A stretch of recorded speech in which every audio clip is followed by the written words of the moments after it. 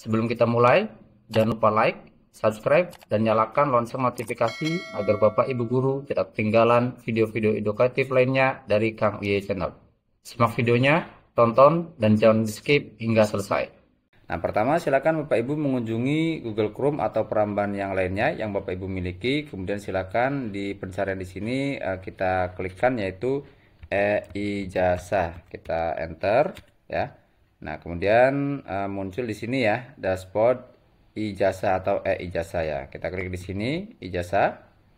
Nah, kemudian di sini adalah website ijazah.datakemdikbud.go.id ya. Kemudian di sini adalah nama operator sekolah atau nama Bapak Ibu yang mengakses website ijazah.data.kemdikbud.go.id ini. Nah, kemudian di sini ada dua menu ya, manajemen ijazah dan kemudian data induk ijazah. Silakan Bapak Ibu klik di sini untuk manajemen ijazah. Kita klik untuk manajemen ijazahnya. Lalu kita akan diarahkan di ijazah.datakemdikbud.go.id manajemen. Nah, di sini ada keterangan ya. Halo, selamat datang di manajemen ijazah. Data induk ijazah merupakan informasi yang tercantum dalam ijazah yang menjadi bagian dari data induk pendidikan. Nah, kemudian di sini ada fitur masuk ya. Silakan Bapak Ibu klik masuk. Nah, kemudian nanti akan diarahkan pada sso.data.kemdikbud.go.id. Nah, di sini ada rumah pendidikan, jelajahi beragam layanan pendidikan dalam genggaman. Nah, kemudian silakan Bapak Ibu login di menggunakan email dan password SSO ya, sso.data.kemdikbud.go.id. Pastikan untuk email dan passwordnya itu sudah sesuai ya. Kemudian kita klik di sini login, kita klik login. Nah, kemudian tunggu sebentar, ada pemberitahuan ya. Di sini ada pemberitahuan, silakan Bapak Ibu baca ya. Pengelolaan ijazah untuk jenjang pendidikan menengah atau layanan atau paket C atau sederajat berlangsung pada 5 sampai 27 Mei 2025. Seluruh proses mulai dari penetapan kelulusan hingga persetujuan SPTJM dapat dilakukan pada periode waktu tersebut. Nah, kemudian silakan Bapak Ibu baca ya. Lalu kita klik di sini ya mengerti, kita klik ya mengerti. Nah, kemudian di sini adalah tampilan awal atau beranda ya. Di sini ada menu utama, beranda, kepala satuan pendidikan dan juga ada daftar jadwal ya. Nah, ini adalah berandanya. Ini nama operator atau nama Bapak Ibu yang masuk di ijazah.data.kemdikbud ini. Kemudian di sini ada NPSN ya. NPSN untuk sekolahnya, kemudian akreditasi, nama kepala satuan pendidikan, status sekolahnya, kemudian adalah alamat sekolahnya masing-masing. Nah, kemudian di sini ada tahapan-tahapannya ya. Totalnya di sini untuk e-ijazah atau manajemen ijazah itu ada 5 tahapan ya. Yang pertama adalah DNS atau daftar nominasi sementara, kemudian kelulusan, yang ketiga adalah SPTJM, yang keempat DNT, dan yang kelima adalah penomoran. Nah, kemudian langkah berikutnya setelah Bapak Ibu mengunjungi beranda atau menampilkan profil untuk satuan pendidikan masing-masing, lalu langkah berikutnya sebelum ke kepala satuan pendidikan ya, kita klik di sini daftar jadwal dulu karena kita akan mencoba mensimulasikan penggunaan atau manajemen ijazah ini. Kita klik di sini daftar jadwal. Nah, ini Bapak Ibu ya. Ada daftar jadwal tahapan. Totalnya untuk daftar jadwal tahapan simulasi ini adalah 6 tahapan. Di sini ada tahapan, kemudian bentuk pendidikan, tingkat pendidikan, tanggal mulai, tanggal selesai, dan juga keterangan. Kita coba scroll ke bawah. Nah, ini ada tahapannya ya, perbaikan data, kepala satuan pendidikan, kemudian penetapan kelulusan, unggah penetapan kelulusan, pembuatan SPTJM, dan juga ada unggah SPTJM. Nah, untuk tanggal mulai ya pertahapan ini ya, yaitu adalah 13 Mei. Nah, semuanya kita lihat ya dari atas sampai bawah itu adalah 13 Mei tahun 2025. Kemudian tanggal selesai yaitu adalah tanggal 30 Mei tahun 2025 untuk semua tahapan dari perbaikan data hingga ke unggah SPTJM. Nah, ini tentunya adalah tahapan-tahapan untuk Bapak Ibu simulasi atau mencoba ya mengerjakan e-ijazah manajemen yang ada di website ijazah.data.kemdikbud.go.id ini. Nah, pastikan ya untuk jadwalnya itu jangan sampai telat dari tanggal 30 Mei tahun 2025. Karena setelah tanggal 30 Mei Bapak Ibu tidak akan bisa mencoba mengerjakan atau simulasi untuk manajemen ijazah ini. Nah, kemudian kita lihat tahapan yang pertama ya, perbaikan data kepala satuan pendidikan. Nah, untuk tahapan yang pertama ini kita geser ke kiri ya. Di sini ada kepala satuan pendidikan. Kita klik kepala satuan pendidikan. Nah, ini adalah perbaikan untuk daftar kepala satuan pendidikan. Silakan Bapak Ibu pastikan untuk nama kepala satuan pendidikannya sudah sesuai dengan aktual yang ada di sekolahnya masing-masing. Di sini ada aksi, kemudian NIP, nama, jenis PTK, jabatan PTK, dan juga status keaktifan. Nah, pastikan ya untuk NIP-nya, namanya, semuanya ini sudah sesuai dengan aktual yang ada di sekolah. Nah, kalau misalkan Bapak Ibu ingin merubah ya, contohnya di sini nama atau NIP-nya ya, silakan kita klik di sini tanda pensil, yaitu ada perbaikan data. Kita klik tanda pensil ini. Nah, kemudian di sebelah kanan ini ada perbaikan data. Nah, ini adalah nama kepala sekolah atau satuan pendidikannya. Lalu di sini ada gelar akademik depan, gelar akademik belakang, dan juga status keaktifan. Nah, ada keterangan, mohon pastikan penulisan gelar kepala satuan pendidikan telah benar dan sesuai dengan tata cara penulisan gelar berdasarkan EYD atau ejaan yang disempurnakan. Nah, silakan masukkan gelar akademik depan kalau kepala sekolahnya ada gelar akademik depannya seperti doktor, DR atau insinyur yaitu IR. Nah, di sini gelar akademik belakang karena di sini sudah ada ya SPD-nya, maka tidak usah diganti. Kalau misalkan berbeda silakan diganti. Kemudian status keaktifannya aktif. Nah, silakan Bapak Ibu klik di sini simpan. Kita klik di sini simpan. Lalu ada konfirmasi, silakan klik ya untuk konfirmasi. Nah, lalu kemudian di sini ada data kepala satuan pendidikan berhasil. Nah, seperti itu ya. Ini sudah selesai untuk tahapan pertama, simulasi kepala satuan pendidikan atau perbaikan data kepala satuan pendidikan. Langkah berikutnya adalah yaitu di DNS ya. Di sini DNS daftar nominasi sementara. Kita klik di sini daftar nominasi sementara. Nah, kita scroll ke bawah. Nah, kemudian di sini ada 4 tahapan untuk DNS, daftar nominasi sementara ya. Ada valid DNS, kemudian penetapan kelulusan, unggah SK penetapan, dan juga pembuatan SPTJM. Kita klik di sini valid DNS. Nah, ini adalah dashboard atau menu awal untuk valid DNS ya. Valid daftar nominasi sementara atau DNS. Menampilkan data peserta didik yang telah valid untuk mendaftar nominasi sementara calon penerima ijazah. Untuk melihat daftar residu DNS, silakan akses halaman dashboard validasi data peserta didik tingkat akhir melalui tombol di bawah ini.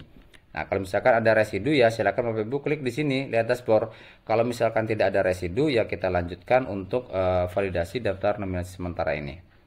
Nah, kemudian di sini ada daftar nominasi sementara. Nah, ini ada angka 20. Ini menunjukkan adalah jumlah siswa kelas 6 yang ada di satuan pendidikan masing-masing ya. Kalau misalkan di kelasnya ada 60 ya berarti 60 untuk seluruh kelas ya. Maksudnya untuk di kelas 6 pada seluruh tahun ajaran baru ini gitu. Untuk tahun ajaran ini maksudnya. Nah, kemudian di sini ada aksi, NISN, nama, tempat lahir, tanggal lahir, tingkat, dan kurikulum ya.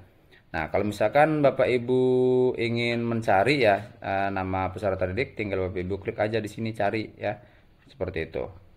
Nah, kemudian silakan ya pastikan untuk daftar nominasi sementara ini sudah sesuai dengan jumlah siswa yang ada di kelas 6 seperti itu.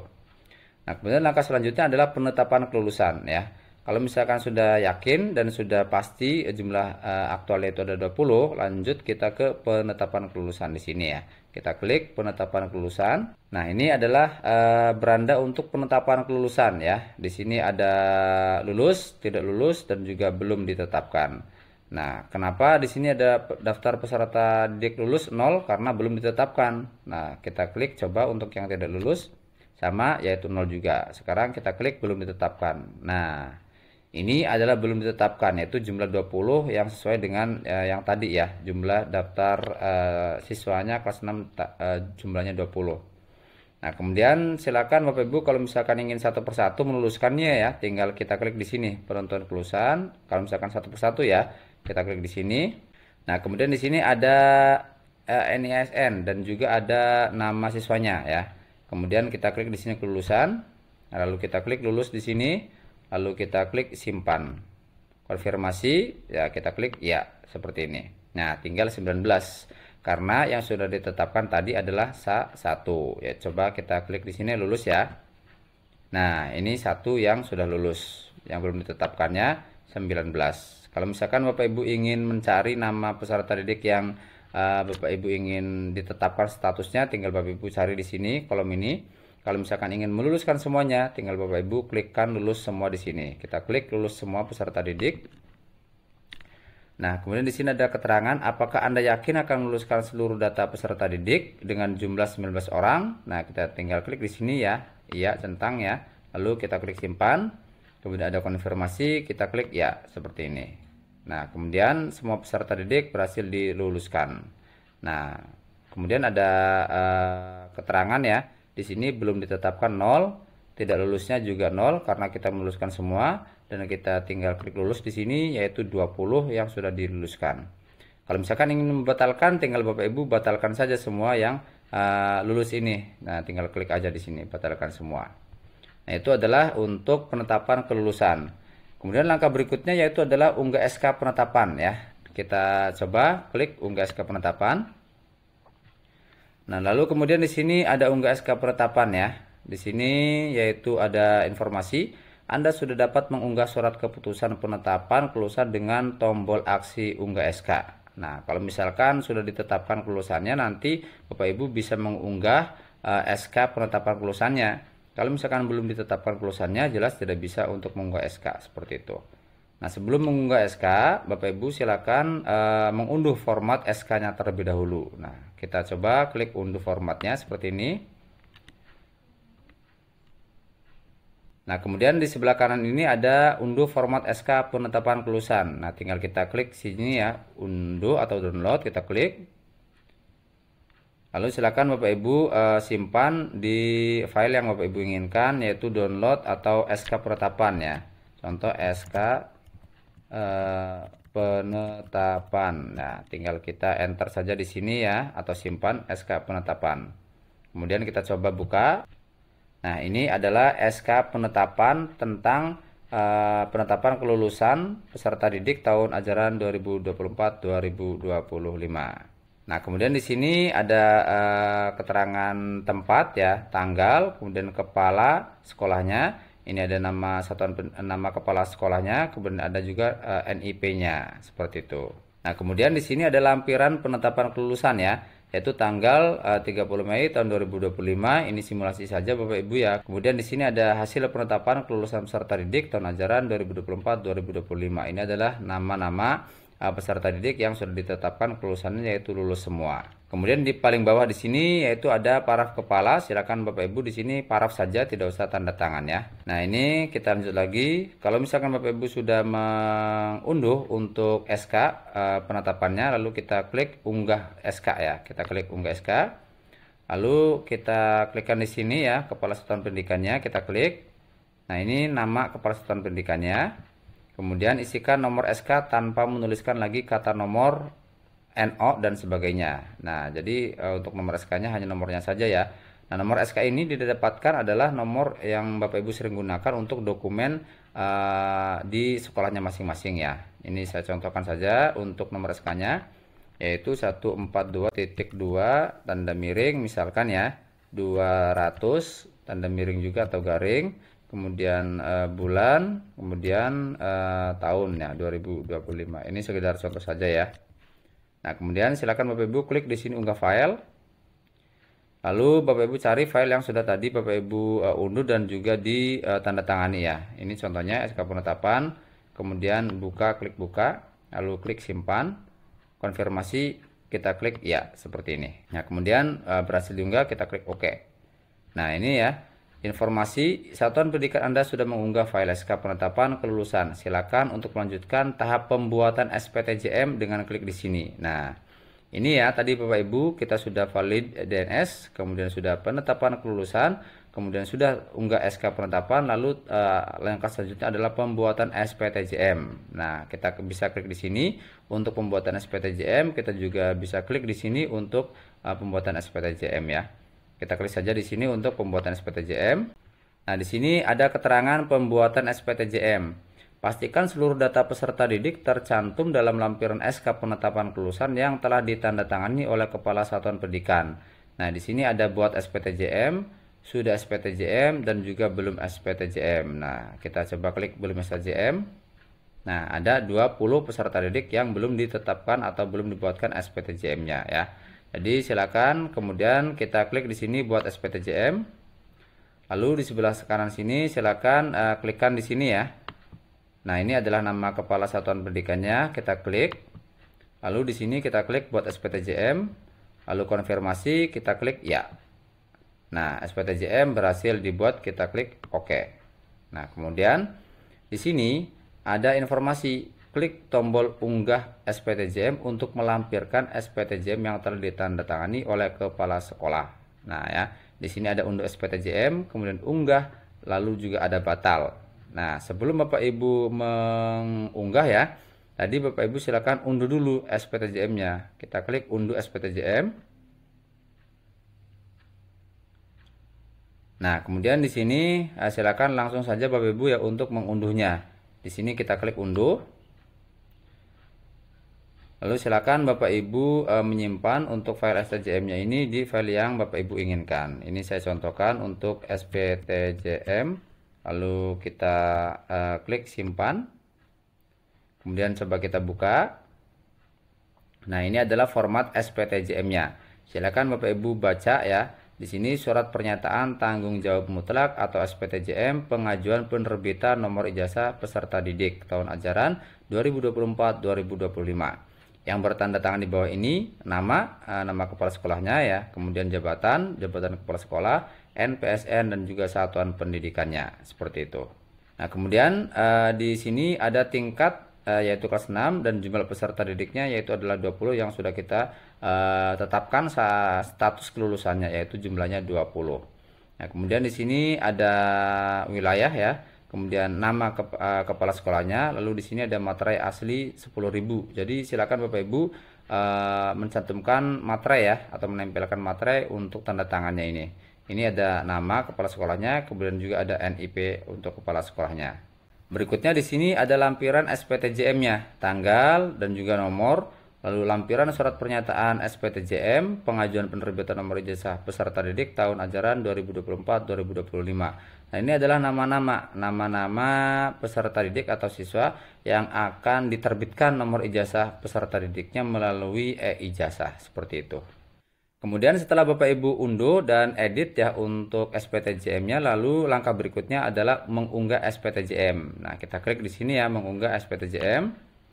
Lalu di sini ada informasi, silakan unggah SPTJM yang telah ditandatangani Kepala Satuan Pendidikan dan dibubuhi materi asli Rp10.000. Nah, kemudian silakan Bapak Ibu klik unggah file di sini yang sudah ditandatangani dan dikasih materai. Contoh saja ya, klik di sini SPTJM, lalu kita klik buka.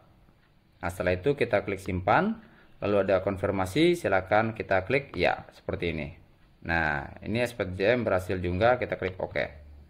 Nah, ini ya informasinya. Pengajuan SPTJM sedang dalam proses antrian persetujuan dari dinas. Silakan cek secara berkala untuk melihat hasil verifikasi. Nah, jadi untuk simulasi ini sampai dengan pembuatan SPTJM.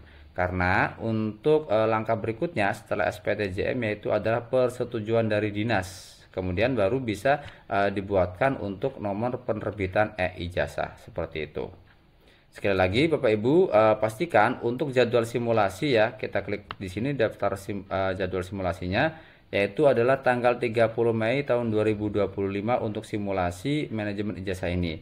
Silakan Bapak Ibu mencoba melakukan atau menjelajahi fitur-fitur yang ada di e-ijazah atau manajemen ijazah ini agar ketika pelaksanaan untuk pembuatan nomor ijazah Bapak Ibu tidak terkendala hal-hal teknis atau sangat paham dengan fitur-fitur yang ada di ijazah ini, seperti itu.